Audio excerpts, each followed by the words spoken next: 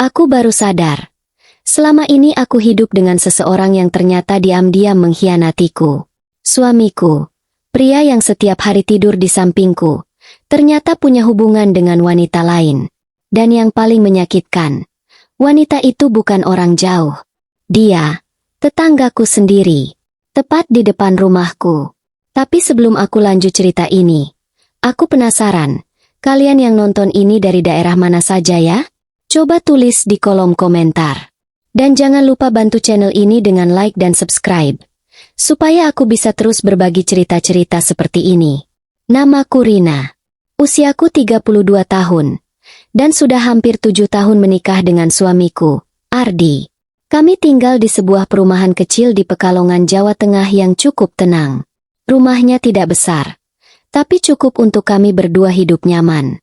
Setiap pagi, aku selalu bangun lebih dulu, menyiapkan sarapan, menyeduh kopi kesukaan Ardi, lalu membangunkannya dengan pelan. Dia tipe suami yang, kalau dilihat dari luar, hampir sempurna. Tidak kasar, tidak banyak menuntut, dan selalu terlihat tenang. Makanya, aku tidak pernah benar-benar punya alasan untuk mencurigainya. Setelah menikah, aku memutuskan berhenti kerja dan fokus mengurus rumah. Sedangkan Ardi bekerja di sebuah konveksi. Jam kerjanya normal. Pagi berangkat, sore pulang. Rutinitas kami, ya begitu-begitu saja. Sederhana, tapi dulu, aku merasa cukup bahagia. Di depan rumah kami, ada satu rumah yang sudah lama kosong. Sampai suatu hari, sekitar 6 bulan yang lalu, rumah itu akhirnya ditempati seseorang. Aku masih ingat pertama kali melihatnya. Seorang wanita, mungkin seusiaku. Penampilannya sederhana, tapi ramah.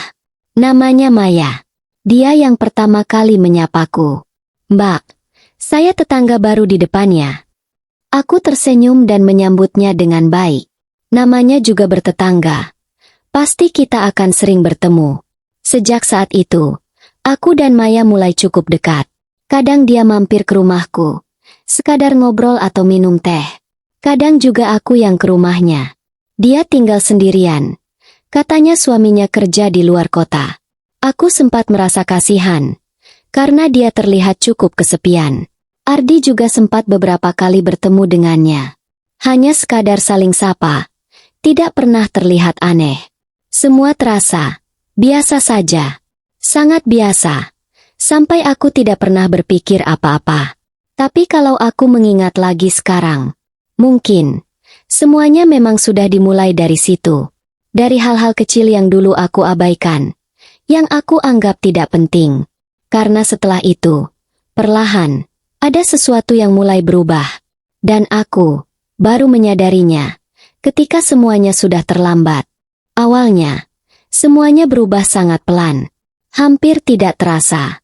Kalau saja aku tidak benar-benar memperhatikannya sekarang, mungkin aku juga tidak akan sadar.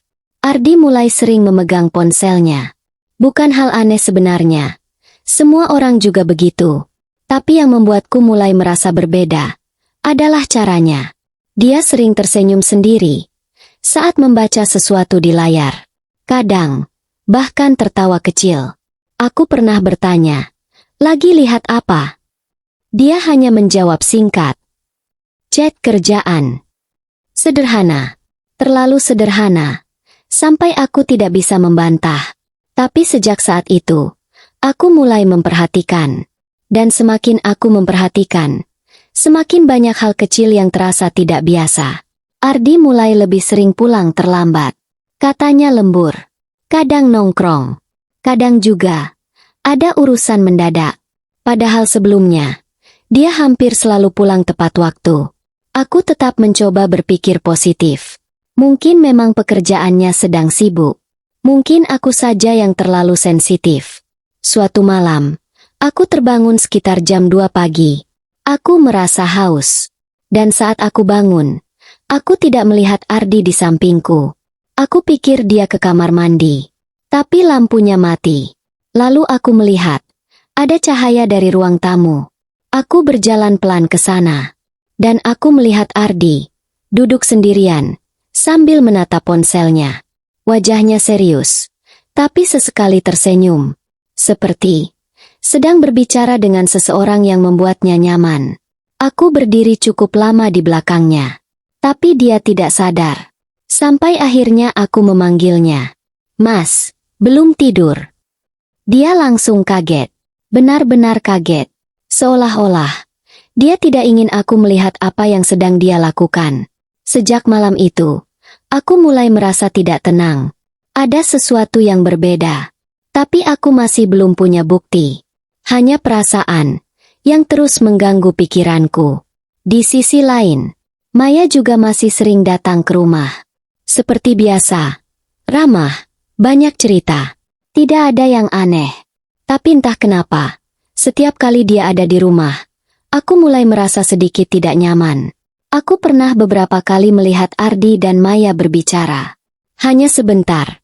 Hanya basa-basi. Tapi sekarang kalau aku mengingatnya lagi, ada sesuatu di cara mereka saling menatap.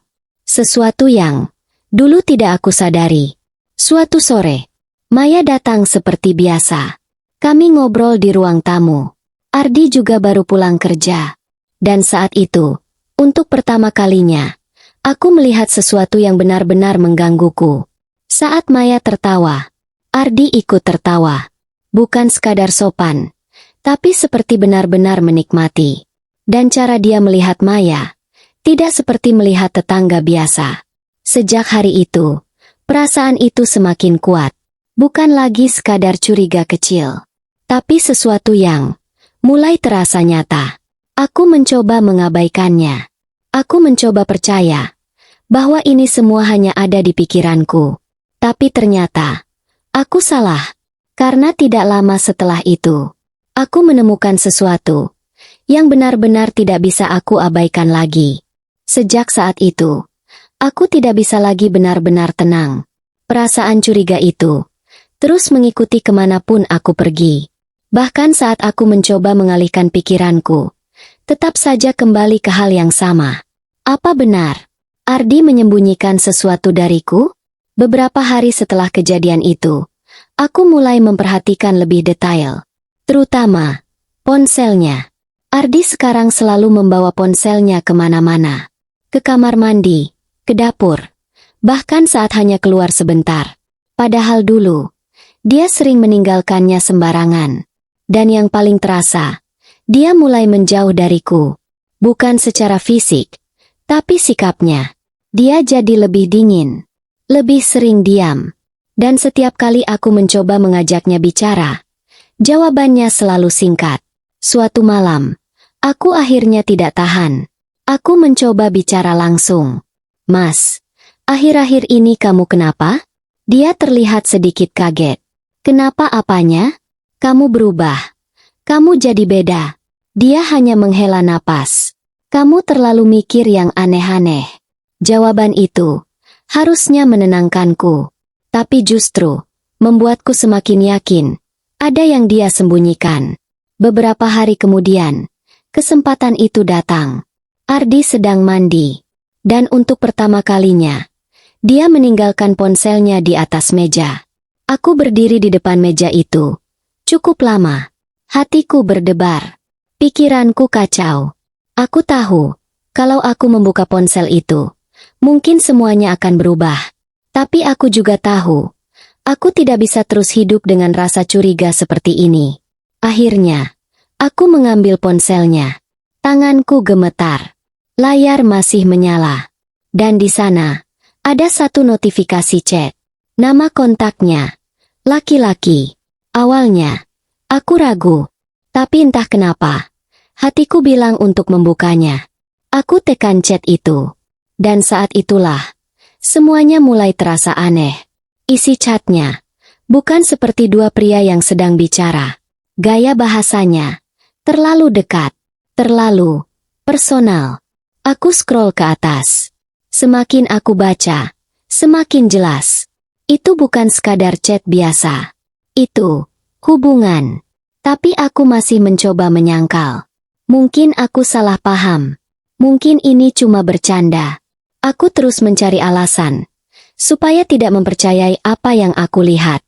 Tapi satu kalimat membuat semuanya runtuh. Besok aku tunggu ya. Seperti biasa. Aku berhenti. Jantungku seperti berhenti berdetak. Seperti biasa?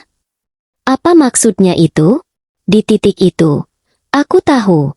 Aku sudah terlalu jauh untuk mundur. Aku harus mencari tahu semuanya. Siapa sebenarnya orang ini? Dan apa yang benar-benar terjadi di belakangku? Dan aku sama sekali tidak siap dengan kenyataan yang akan aku temukan setelah itu. Setelah malam itu, aku tidak bisa tidur sama sekali. Pikiranku terus dipenuhi satu pertanyaan. Siapa sebenarnya orang di balik chat itu? Keesokan harinya, aku memutuskan untuk tidak langsung bertanya pada Ardi. Aku ingin melihat sendiri. Aku ingin bukti yang benar-benar nyata. Dan tanpa aku sadari, jawabannya sebenarnya sudah sangat dekat. Sangat dekat. Beberapa hari kemudian, aku melihat sesuatu yang membuatku langsung terdiam. Waktu itu sore hari. Aku sedang di dapur, dan tanpa sengaja melihat ke arah jendela. Rumah Maya, tepat di depan sana, terlihat sedikit terbuka pintunya. Dan saat itu, aku melihat seseorang masuk ke dalam rumahnya. Aku memperhatikan lebih jelas. Dan, itu Ardi. Jantungku langsung berdegup kencang. Aku tidak langsung bereaksi. Aku hanya berdiri, diam, mencoba mencerna apa yang baru saja aku lihat. Mungkin aku salah lihat. Tapi, itu jelas Ardi. Tanpa berpikir panjang, aku keluar dari rumah. Langkahku cepat, tapi tubuhku terasa lemas. Aku mendekati rumah Maya. Pintu depannya tidak sepenuhnya tertutup. Aku berdiri di depan pintu itu. Tanganku gemetar. Aku tahu, setelah ini, semuanya tidak akan pernah sama lagi. Aku dorong pintunya, perlahan. Dan saat pintu itu terbuka, semua yang aku takutkan benar-benar ada di depan mataku. Aku melihat Ardi dan Maya di dalam rumah itu, bersama. Bukan sekadar berbicara, bukan sekadar bertemu. Dunia rasanya langsung runtuh saat itu juga. Aku tidak bisa berpikir. Aku tidak bisa bergerak. Aku hanya berdiri, melihat dua orang yang paling tidak aku sangka mengkhianatiku.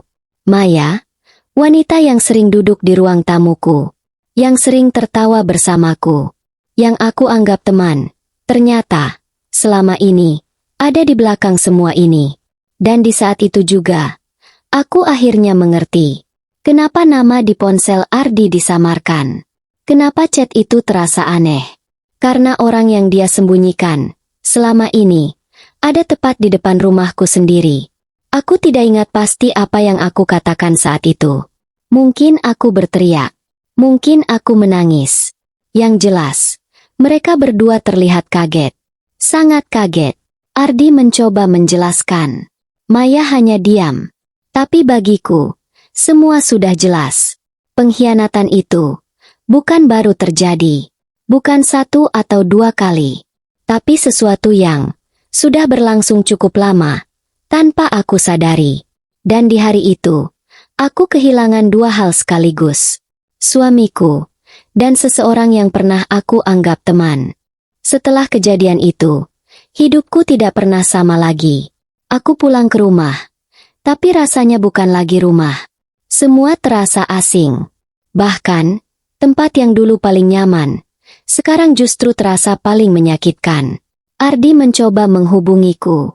Berkali-kali. Menjelaskan. Meminta maaf. Bahkan memohon. Tapi entah kenapa, semua kata-katanya sudah tidak berarti lagi.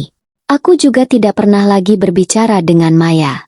Sejak hari itu, dia seperti menghilang. Pintu rumahnya selalu tertutup. Dan beberapa minggu kemudian, dia benar-benar pindah. Tanpa sepatah kata pun, aku sering duduk sendirian di ruang tamu, mengingat semua yang pernah terjadi. Semua tawa, semua obrolan, yang sekarang terasa seperti kebohongan. Aku sempat menyalahkan diriku sendiri. Mungkin aku kurang perhatian. Mungkin aku terlalu percaya. Atau mungkin, aku terlalu nyaman sampai tidak sadar semuanya berubah. Tapi semakin aku berpikir, aku mulai mengerti satu hal. Pengkhianatan tidak pernah datang karena kita kurang, tapi karena seseorang memilih untuk tidak setia. Akhirnya, aku membuat keputusan. Keputusan yang paling berat dalam hidupku. Aku memilih pergi. Aku meninggalkan rumah itu. Meninggalkan semua kenangan di dalamnya. Dan juga meninggalkan Ardi. Prosesnya tidak mudah. Aku menangis berkali-kali. Aku merasa hancur. Sangat hancur. Tapi perlahan, aku mulai belajar berdiri lagi. Hari ini, aku masih sendiri. Tapi setidaknya, aku tidak lagi hidup dalam kebohongan. Aku tidak tahu bagaimana masa depan nanti. Tapi satu hal yang aku tahu, aku pantas mendapatkan seseorang yang tidak menyembunyikan apapun dariku. Karena kadang, yang paling menyakitkan bukanlah kehilangan seseorang, tapi menyadari bahwa orang yang kita percaya sepenuhnya, ternyata tidak pernah benar-benar tulus. Kalau kamu pernah ada di posisi seperti ini, kamu tidak sendirian. Coba tulis pendapat kamu di kolom komentar. Dan jangan lupa dukung channel ini dengan like dan subscribe, supaya aku bisa terus berbagi cerita lainnya.